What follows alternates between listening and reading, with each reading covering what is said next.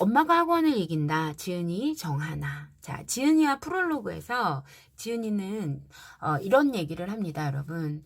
교육 현장에서 만난 문제아이 뒤에는 문제 성향이 있는 엄마가 있더라란 얘기예요. 그래서 문제 상황이라는 건 뭐냐면 친구가 만약에 장난을 걸어요. 근데 그거를 아이가 못 견디는 거예요. 잘 받아들이지 못하고, 그러니까 심한 장난이면 또 얘기가 다르죠, 그쵸? 이제 그렇게 심한 장난이 아닌데도 또 못 받아들이는 아이들이 있잖아요.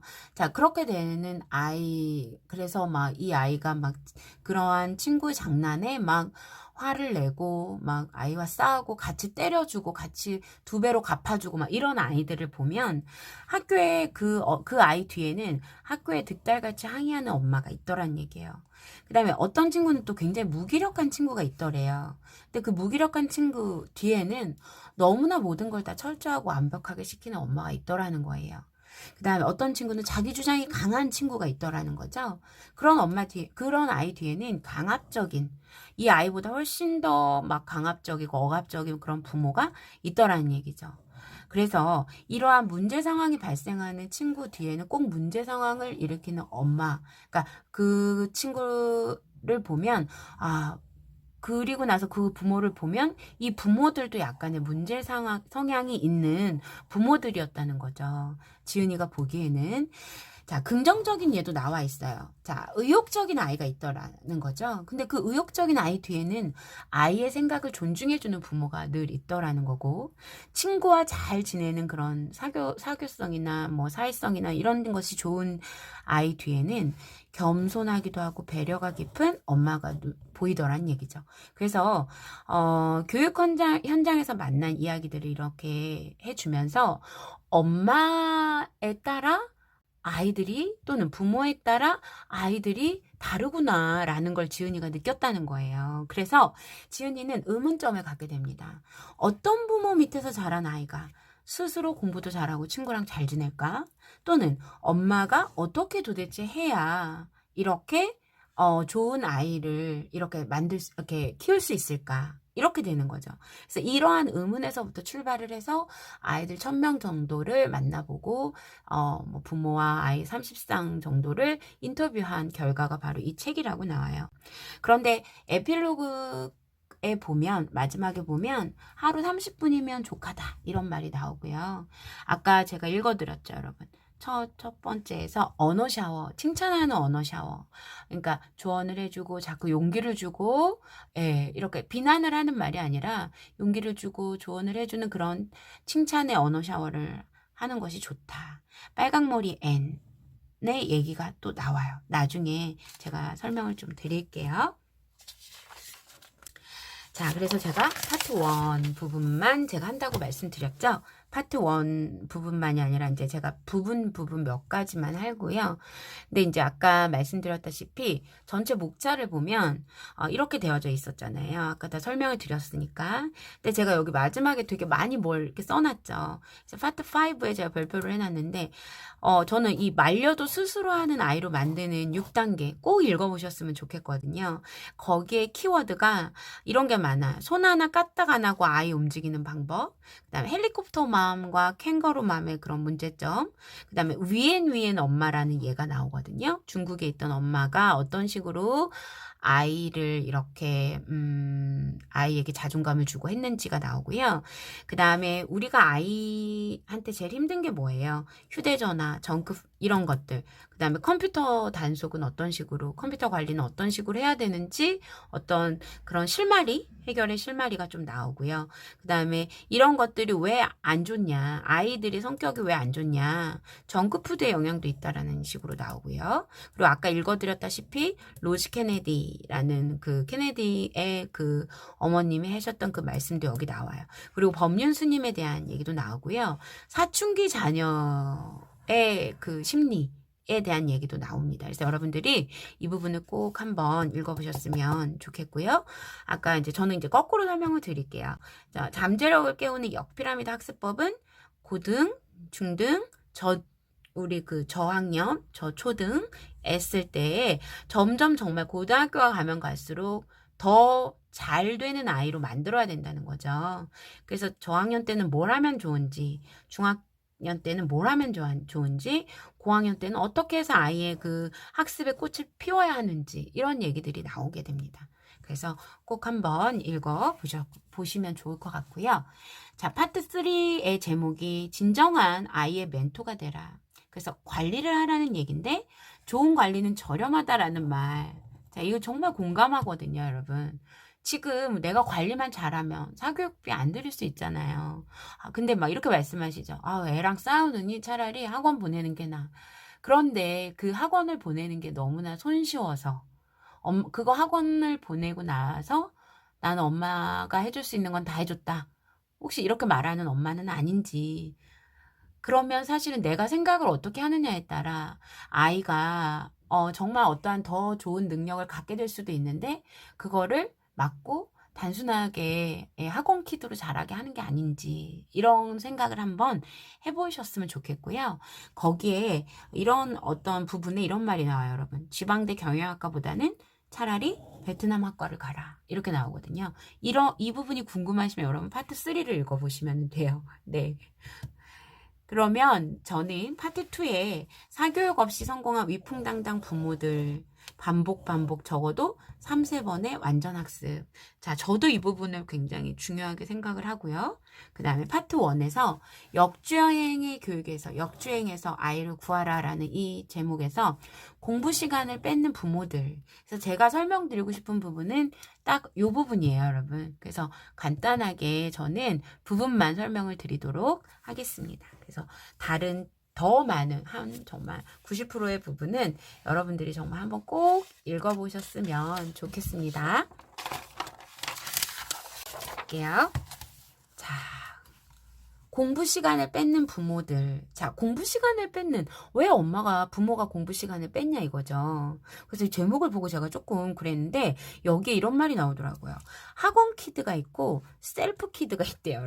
학원 키드는 뭐냐면, 학원을 다니는 아이들이겠죠. 그쵸? 학원 다니는 아이들이고, 평균 3, 4개, 그리고 또는 5-6개 다니는 아이도 있고, 걔 중에는 10개를 다니는 아이들도 있다는 거예요. 뭐, 예체능까지 막 다 합치다 보면.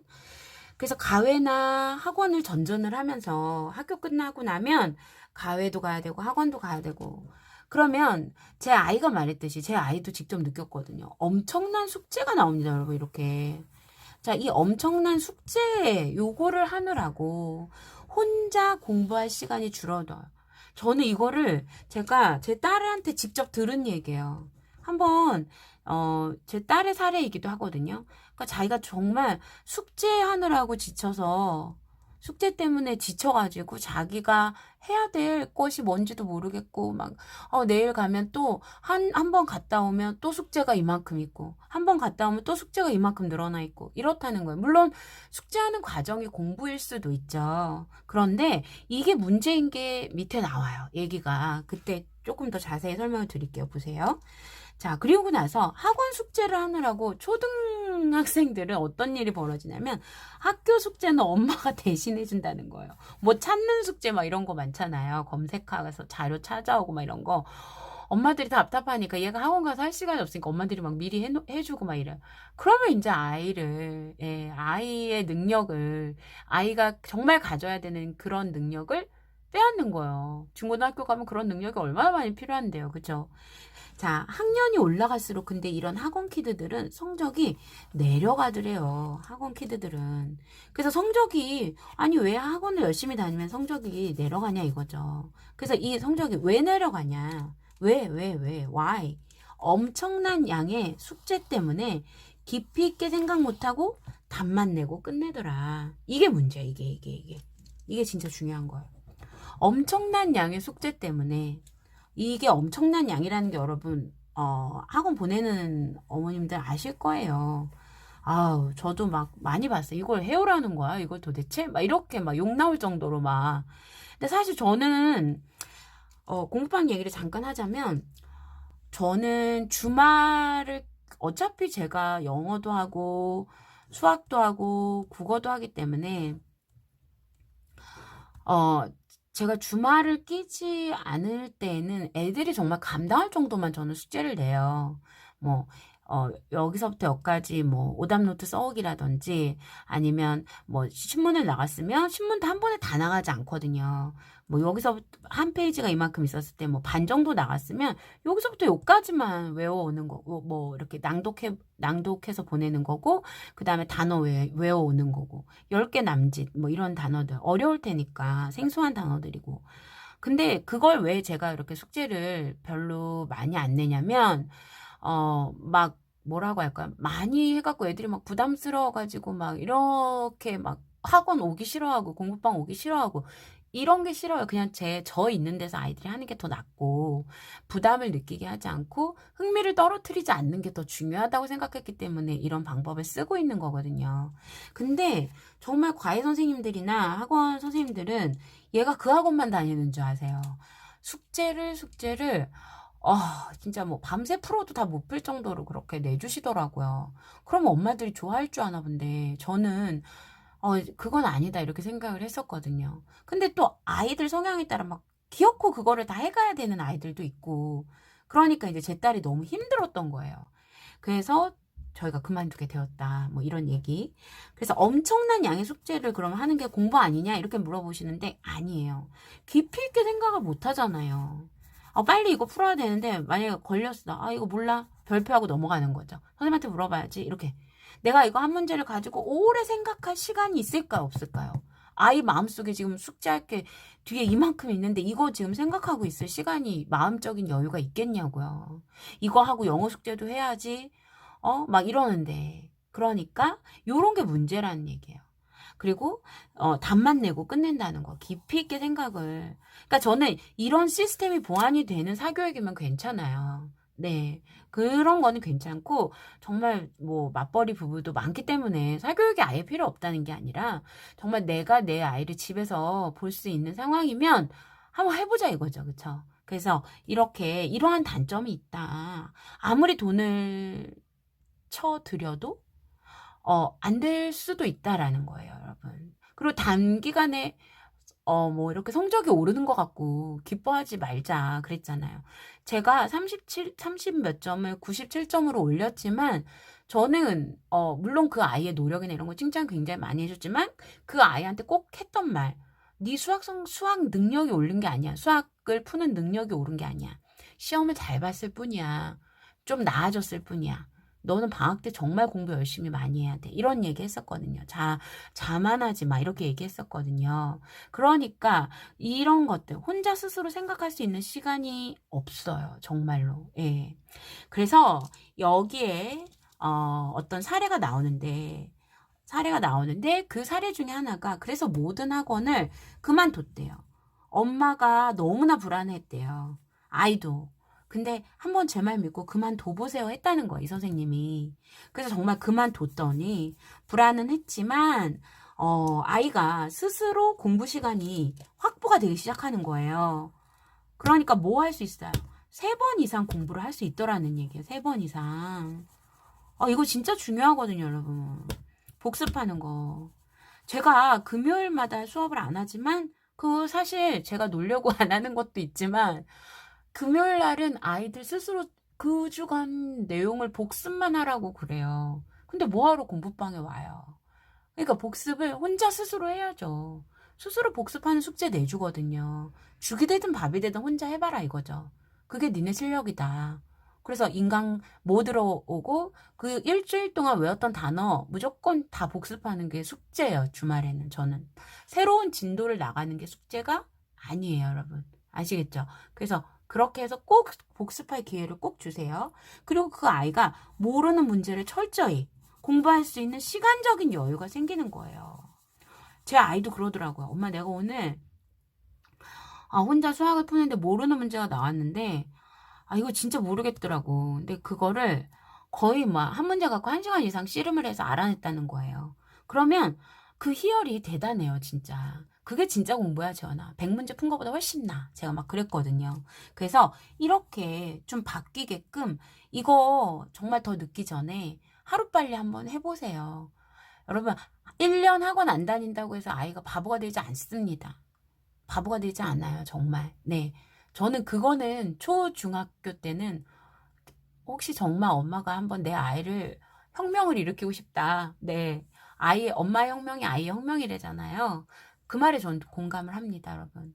한번 해보세요. 하실 수 있는 상황이시라면 해보세요. 자, 그래서 저는 여기서 말하는 셀프 키드. 이 말 정말 마음에 들지 않아요, 여러분? 셀프 키드래요. 학원 키드 말고 셀프 키드요. 와, 나 진짜 이거 정말 마음에 들어. 그래서 막 셀프 키드 공부방 막 이런 거 만들고 싶었어요, 정말. 정말 이거 써놔야 되겠다. 잊어먹기 전에. 셀프 키드 공부방. 예. 셀프 키드로 만들어주는 공부방. 이런 말 너무 좋아요. 네. 그러니까 제가 하는 공부방은 이거는 엄마표 공부방 개념이거든요, 여러분. 그러니까 아이들이 스스로 하는 것도 되게 많아요. 그리고 제가 확인하는 것도 많고 관리를 해주는 거거든요. 근데 저는 이걸 읽으면서 내가 했던 건데 이런 거 내가 했던 건데 제 칭찬 아닌가? 하여튼 그런 거 많았어요, 여러분. 그래서 제가 되게 좀 제 스스로에게 뭐라고 해야 할까요? 자신감을 갖기 위해서 제가 이 책을 읽었다 했잖아요. 그러니까 혹시 정말로 불안하시거나 하신 분들은 정말 뭐라 그럴까? 한 6개월? 6개월만 한번 해보시고, 네, 그 대신 정말 꾸준히 열심히 한번 해보시고, 예, 모르겠어요. 저도 남의 인생을 제가 책임져 줄 수 없기 때문에 이렇게 말하는 게 굉장히 위험한 거라는 건 아는데요. 지금 고등학생도 한번 안 다녀보고 하고 있는데요, 뭐, 여러분. 예. 그리고 초등학교, 중학교 때 성적이 뭐가 중요해요? 성적이 그렇게 중요하세요? 그거 아니거든요.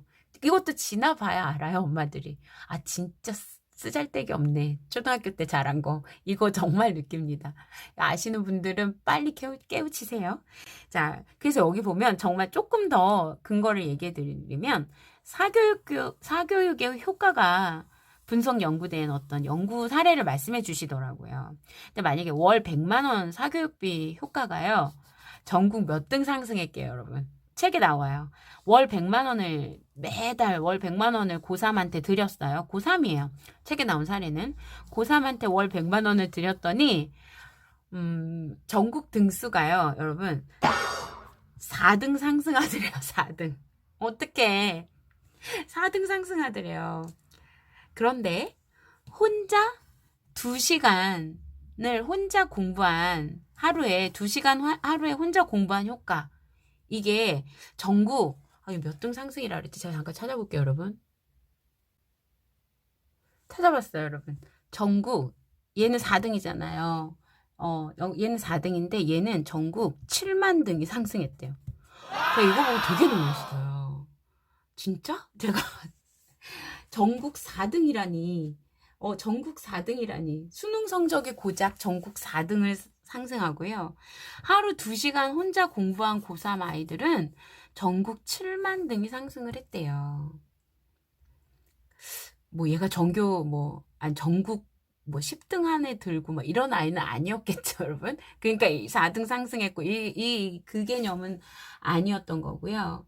자, 사교육을 안 받는 고3 학생 대비 사교육비를 월 100만 원씩 썼을 때 수능 성적이 고작 전국 4등 성적이 상승을 했고 2시간씩 혼자 공부했을 때는 수능 성적이 전국 7만 등이 상승을 했더라.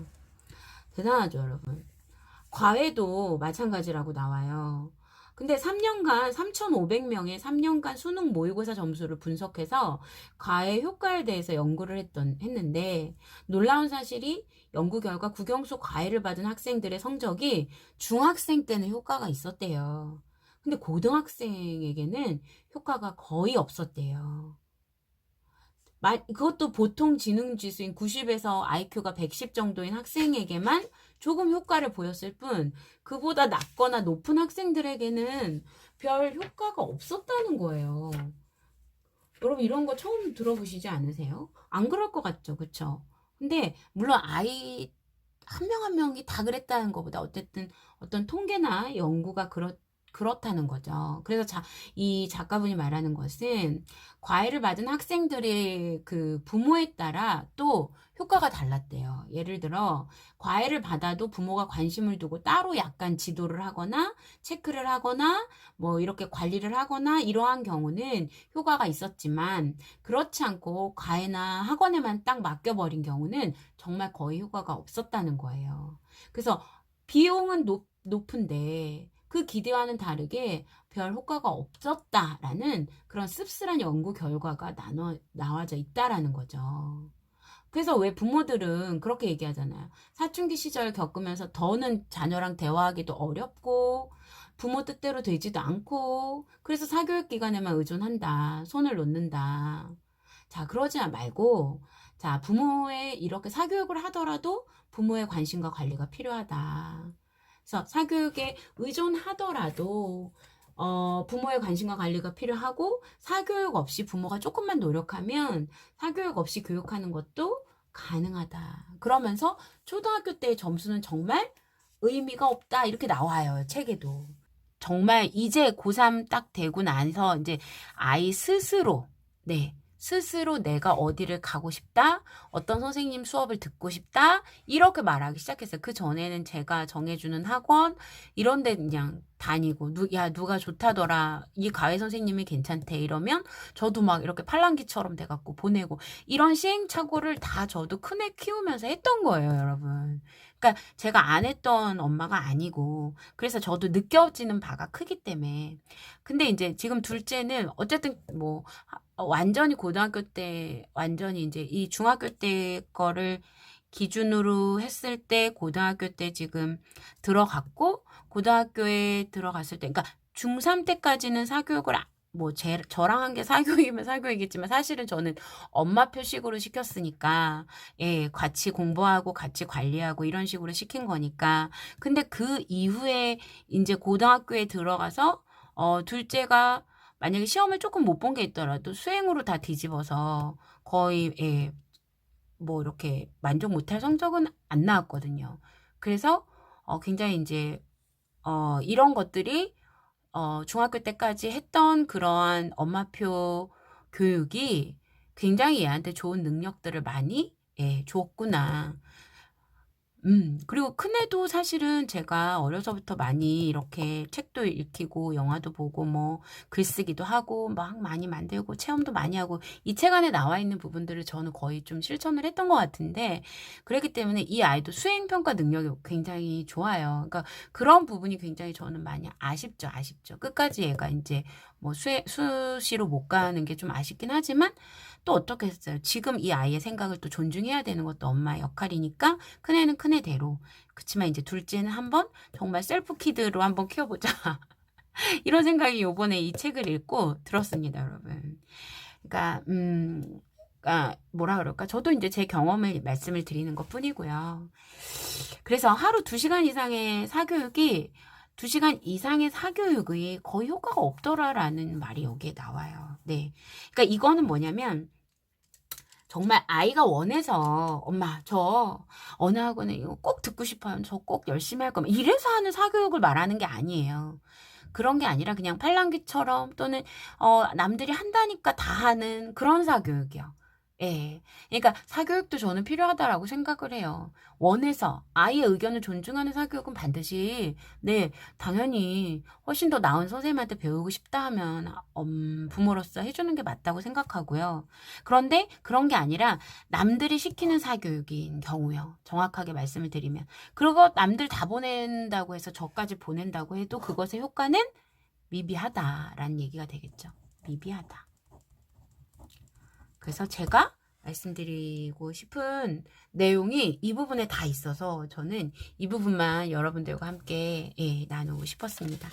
그 다음에 이제 뒷부분은 또 잠깐 끊었다 갈게요.